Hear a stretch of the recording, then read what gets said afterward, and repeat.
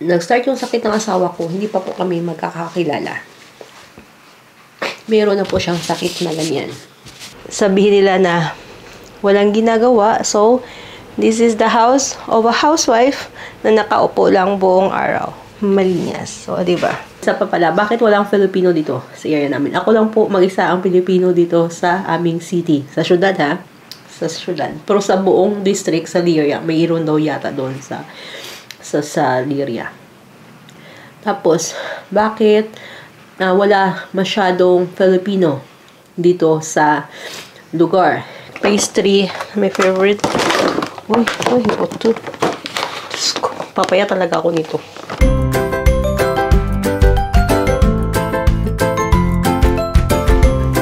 Hi guys, so good morning. So today, wala dito yung asawa ko. Siya lang kasi naghatid sa anak namin because magsha-shopping sila ng mama niya. So I always give them time together. I don't want to disturb them. So bigyan naman natin ng time yung mag-ina na they have a time bonding, mag-shopping. So today, kasi my daughter is asking me and some people na tinatanong kung ano daw ginagawa ko dito sa bahay. Wala daw akong ginagawa sa bahay. So, let me start with, in the morning, pag ng breakfast, I'm preparing breakfast for my family. So, after that, I have to give Beatrice, dress up Beatrice for schooling. And then, dahil ngayon, nawala sila dito, I'm gonna clean up this mess here. So, kaya nami-maintain namin yung linis ng bahay because I'm cleaning up every day. So, yan. Linisin natin yan mamaya. So, I just clean up her bedroom. So, ito pa. Lilinisin ko pa po yon. And, I'm going to fix also our bedroom. So, yan. So, after that, after dito, I'm gonna wash plate also. So, ayan. So, ito, hindi ko pa nahugasan yung plates. Kasi kakahatid ko lang sa sasakyan kay Beatrice. So, I'm gonna wash the plates. This clothes is for washing. And there's already a clothes waiting for me to be hung outside.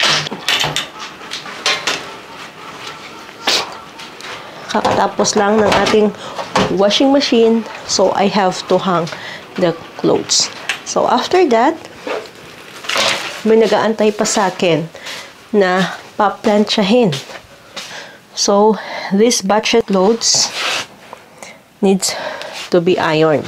So, I will tell you how can I finish all those things pag nakaupo ako buong araw. So, before, I hope na matatapos ko na yan before lunch, all of those things. 9 ngayon, 10, 11, 12, mukhang hindi ko matatapos yan. Maybe in the afternoon yung ironing. Hindi ko matatapos yan dahil nga ay sobrang daming gagawin. So, mag-edit pa ako ng video sa vlogging. So, it took also time. So, yan. Sa mga tao dyan na nasasabi, wala daw akong ginagawa sa bahay, good luck to you. Actually, ay yung mga pagpapanday ko, mga ginagawa ko extra lang yun. As in, at saka hindi po ako natutulog during daytime dito sa bahay. Kasi hindi ko po ugali na mag-standby. Kahit nandito ako sa bahay, kahit konting ano yung pinakita ko, mga likabok, I clean it up. That's how I maintain the house. Na malinis yung bahay namin. I don't prefer to chika-chika. And I don't prefer to go to the neighbor, make chika-chika, because sayang yung oras ko. So, yeah. I prefer to clean up the house instead. Ganun ako dito. So, sa mga tao dyan, ewan ko sa inyo, kung saan nyo yan nakukuha, na wala po akong ginagawa as a housewife po. Madami pong ginagawa yung mga housewife sa bahay. Never-ending story po yun when it comes to gawaing bahay. So, yan. So, mga hindi nakarelate, dahil hindi naman po kayo housewife, at saka you have work, you only go run without cleaning up your house. So, it's your choice naman, di ba? But me, I cannot live na messy yung bahay. So, I always clean up. So, ayan. So, later, let's see kung ano ang mga nag-grocery ng asawa ko with his mom. Kasi nga, swollen yung mukha ko. Kita nyo? Medyo swollen yung mukha ko, yung ilong ko. Swollen yung side na to. Mukhang nagbabadya. Mukhang hindi makapag-antay ng March to yung mukha ko Ayan. So, that's how our life here started. Just started.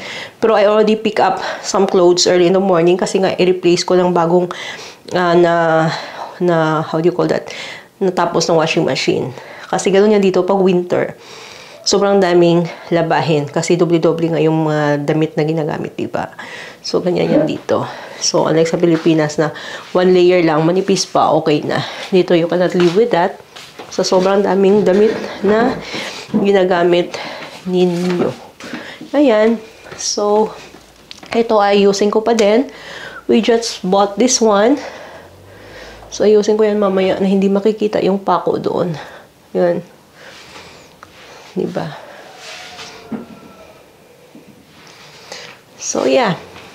Ganyan. So, maybe I will buy also in the other side.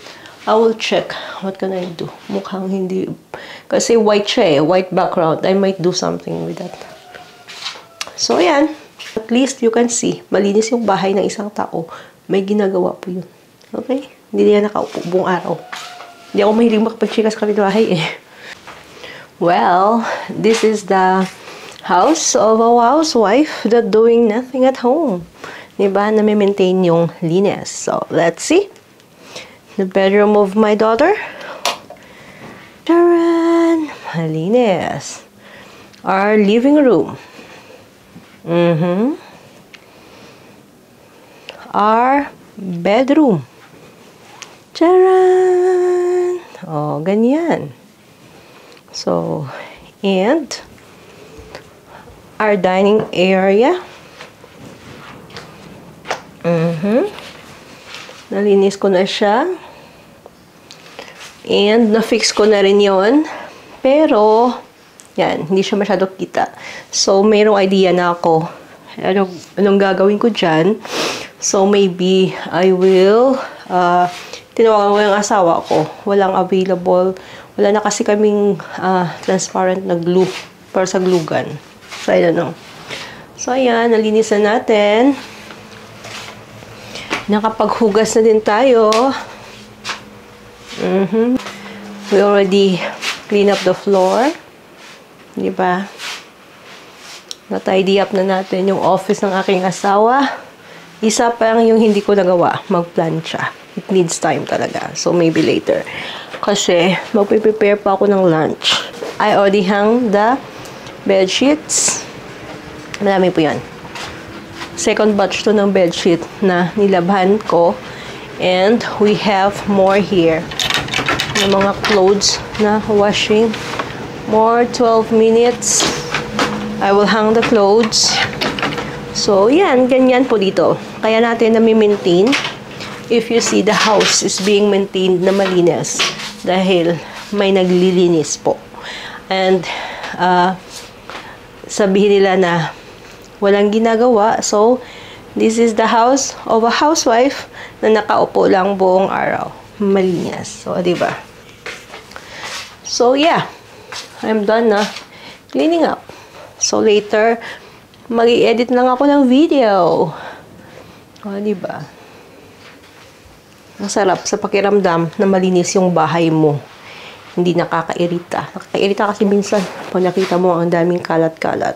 So, I'm doing the vacuum, cleaning up the floor. Everyday po yan. Hindi po yan alternate ng paglilinis ng bahay. Ganon talaga ako when it comes to paglilinis. So, kung wala kang gagawin, magano ka ng alikabok. Ang daming alikabok. Hindi araw-araw yan, maraming alikabok. So, yeah. This is our house. At kakain muna ako ng oranges kasi parang pansin nyo, para akong ano yung ilong ko. Ang kaso naman. Ito mabango. So, I will eat oranges para wag naman tayo masyadong magkasakit. Umuulan na naman. I love it. Umuulan na naman, guys. Diyos ko. Buti lang dito dahil sa ginawa kong extension sa labas. Ito. Yan.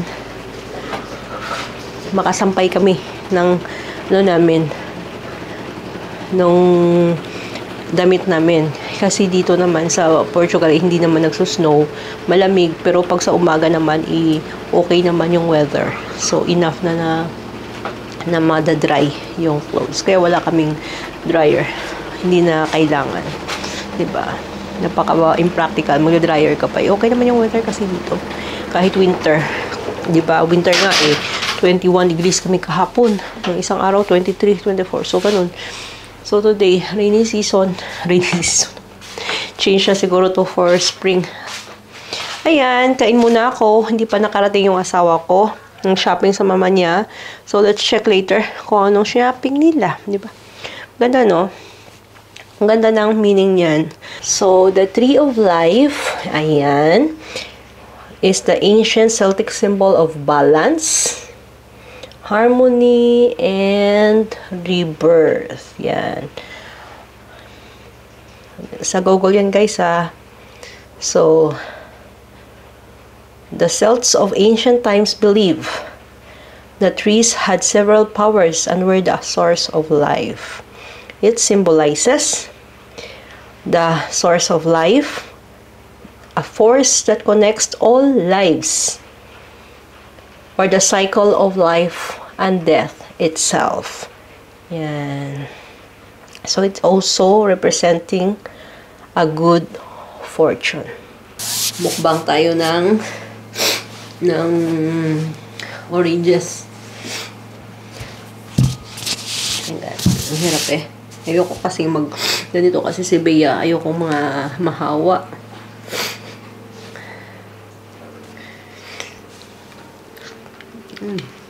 Ang tamis. Alam nyo dati, may trabaho naman ako dito. Meron pa akong work dito. Sa work from home. Sa Airbnb. Customer service. Tinigil ko. May pinrovide nyo yung lahat mga computers dito eh. Hindi ko kasi, may na time, hindi kaya ng asawa ko bantayan yung anak ko. At saka, kung 9 PM nang tapos yung trabaho ko, 9 PM na din nakakain ng hapunan. So, naawa ako sa dalawa. So, hindi na ako. Kaya, mas pinili kong tumigil. Kasi, at that time naman, yung asawa ko, di ba naka-medical leave. So, meron naman siyang 60% na kanyang sahod. Hindi naman kasi minimum yung sahod ng asawa ko dito. Dati. So, yun. Enough naman para kami makakain. So, 2 years yun. 2.5 years yun. Naka-medical leave yung asawa ko before siya nag-retire. So, ayan. Kaya pinili ko na kahit hindi naman ganun kalakihan yung naging yung parang allowance niya, pero nakakakain naman kasi kami ng tama din. At saka may support kami sa in-laws ko. Kaya yun, medyo as a woman na napaka-workaholic ko din dati. Hindi ako tumitigil ng trabaho din kasi dati. As much as possible. Kasi mahirap wala ka sariling pera, diba? But I prefer to stop working. Dahil nga, sa pamilya, mas priority ko yung family ko. Anahin ko naman yung pera, tapos yung family ko nagkakasakit, yung asawa ko, yung anak ko. Kasi nakita ko yung sabihan, yung liig, parang, pumapaya talaga yung anak ko. So, I prefer to stop working. Ayan. So, yeah, that's sometimes, meron tayong mga choices sa buhay na kahit naman anong gustuhin natin, we have to really choose kung ano para sa family. So, it depends naman sa tao. Kung mas priority yung family, mas priority mo yung career. Diba? For me, priority ko muna yung family ko. So, maybe in God's time, magtatrabaho din naman ako. Kung bibigyan ako ng Panginoon, kasi hindi naman pa ako ganun katanda. Diba? 43 pa lang naman ako. So, I still have enough time para magtrabaho. Yan. Yung asawa ko, yung inong ko talaga, grabe.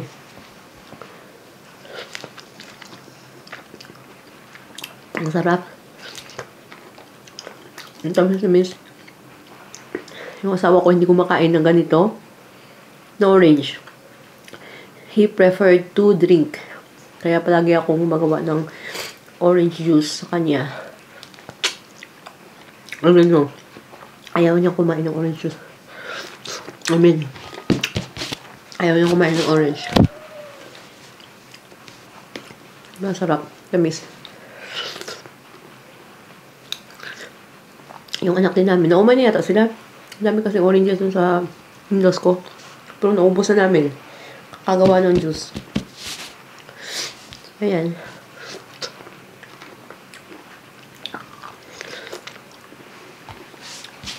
Ganun kayo, hindi pa kayo nalulungkot mag-isa? Hindi. May kinakain naman po kasi ako. Mas nakakalungkot kung wala kang makain. So, ayan. Sanay din kasi naman ako na mag-isa. Sanay, hindi ako sanay yung mga palaging nasa group of friends. I prefer to be alone. Ayoko na magulong buhay. Madami naman akong kaibigan. Mga totoong kaibigan. Kung tawagan mo mga yan, same pa rin naman mga situation. What I mean, same pa rin sila.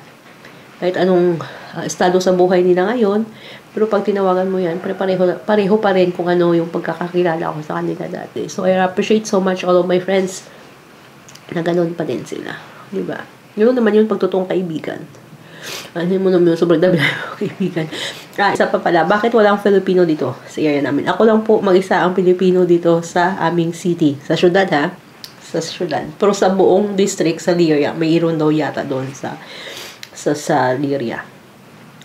Tapos, bakit wala masyadong Filipino dito sa lugar? Kasi po dati, masyadong mataas yung requirement ng migration dito sa Portugal. Para yung sa Spain, na you need 250,000 euros to 500,000 euros to live here in Portugal. So, yun. But I don't know now. Pero dati ganun kasi yung patakaran. So, kung ikaw as a Filipino, kung may pera na ganyan, you think you will come here? In-negosyo mo na sa Pilipinas, patay mo na ang sarili mong bahay. Masarap ang buhay doon. At saka temperature. Dito, may language barrier. Diba? Culture iba. Yung weather. So, ikaw may pera na ganyan, you still prefer to stay in Philippines.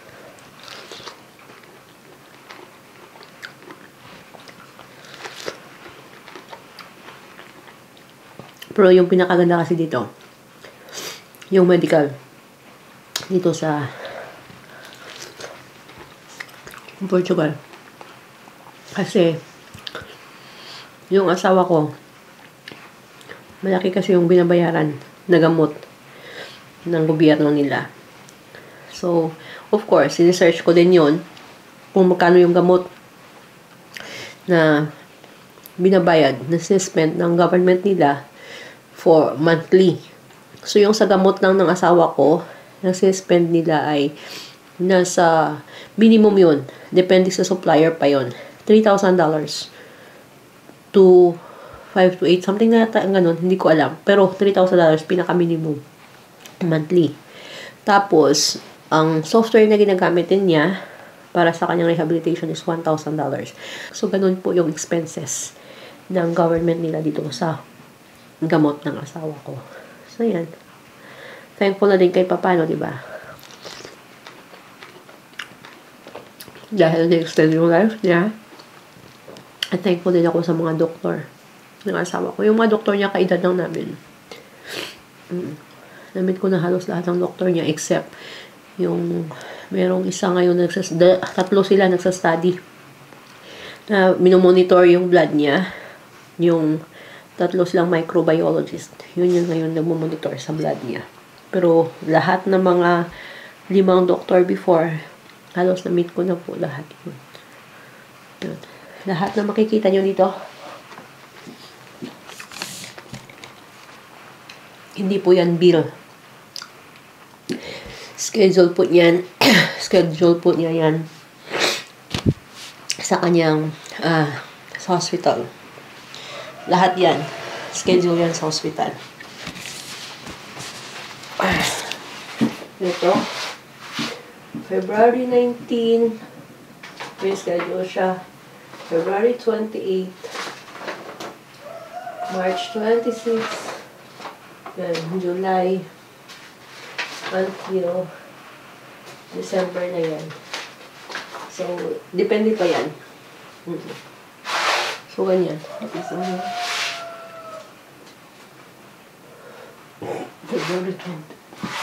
Yun. Ganyan. Aside pa yan sa rehabilitation na dito sa bahay araw-araw. Ayun yun. Kaya doon sa mga tao na nagtatanong, ayoko sabihin yung sakit niya. Pero masasabi ko lang po sa inyo, iwasan nyo po yung nang-start kasi yun, burnout. Nag-start yung sakit ng asawa ko, hindi pa po kami magkakakilala. Meron na po siyang sakit na ganyan. So, his life before me, yung sakit niya na yan. Burnout, tapos nalalaglag sa anxiety, tapos na-depress. So, yun. I will tell you, lahat po tayo, merong virus sa ating katawan. Available na po yan sa ating katawan. Parang 90% of the people, based sa nabasa ko, na meron na po yung existing na virus sa katawan natin. But, it will only be activated pag na-lower yung immune system natin. So, ganun yung nangyari sa kanya. So, nag-attack yung virus. So, nahulog talaga sa pinakamalala. And thanks to God, kahit papano naman, because we are here and free yung medications, and maganda talaga yung medical dito sa Portugal, na-extend yung life niya.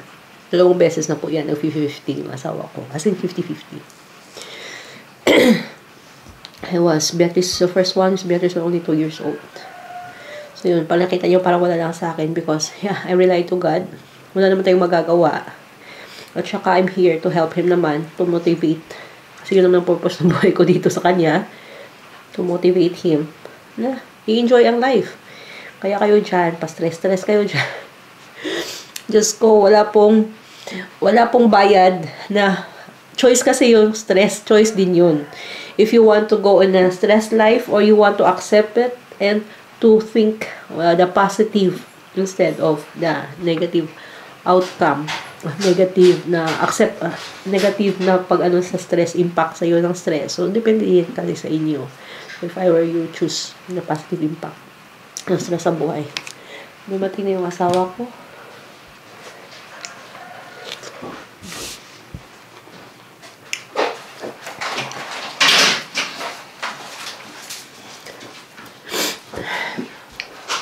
I will pick up some.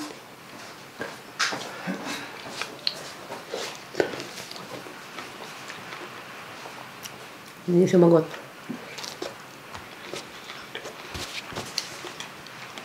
Umuulan kasi. Ngayon kung nababas yung sipong ko. So, ayan. Tapos na ako kumain ng oranges. So, tingnan natin yung pinamili ng asawa ko. Kasama yung mama niya. Uy! Nakakagawa. Gagawa ko ng dessert.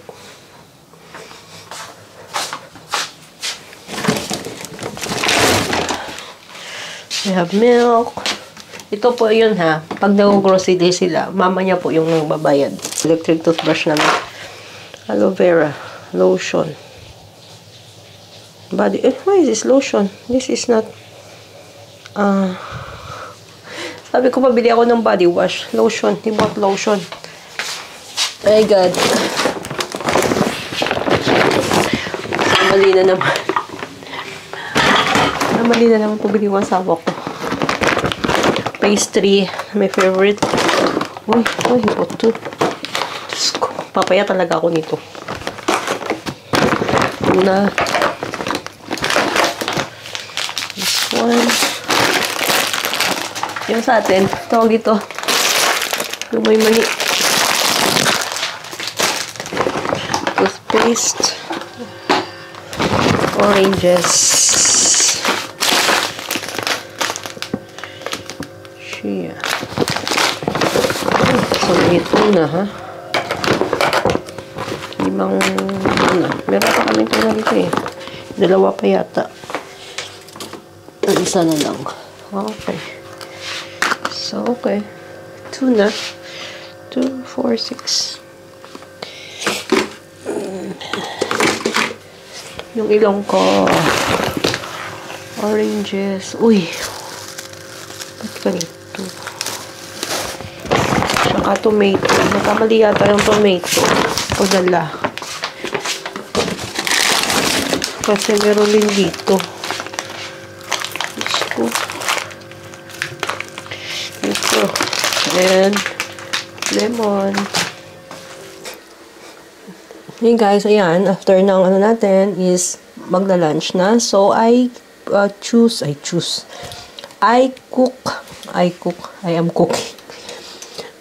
cooking. Now, ayan.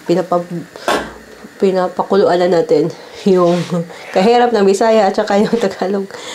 Pinapakuluan na natin yung chicken. And ito lang yung available sa fridge. So, ito yung ilalagay ko. Yung carrots. What is it? Shushu. This is sayote. Yan. Galing pa to sa mother-in-law ko. At saka yung cabbage. Diyos ko God. Ang hina ng head. So, actually yung lulutuin ko ngayon ay eto. Maggagawa ako ng sotanghon. So, inano na binabad ko na yung sotanghon na noodles. Yun. Para madali siya mamaya. Pag napakuluan na, madali na lang to. Yan, binabad ko muna siya. So, yan, that will be our lunch for today. At saka, later, sa gabi, dahil madami yung chicken na defrost ko, so, I will make a chicken burger for my family. So, guys, may pakinabang yung, kita nyo yung tanglad ko. May pakinabang yun. Nalagay ko yun para bumango yung aking sotanghon. Actually, kahapon, nagluto ako ng carbonara.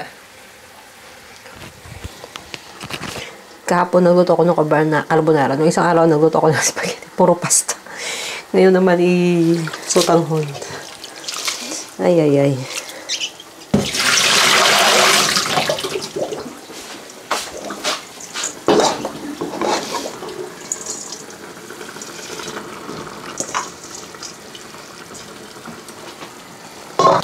So, later, I will make again coleslaw.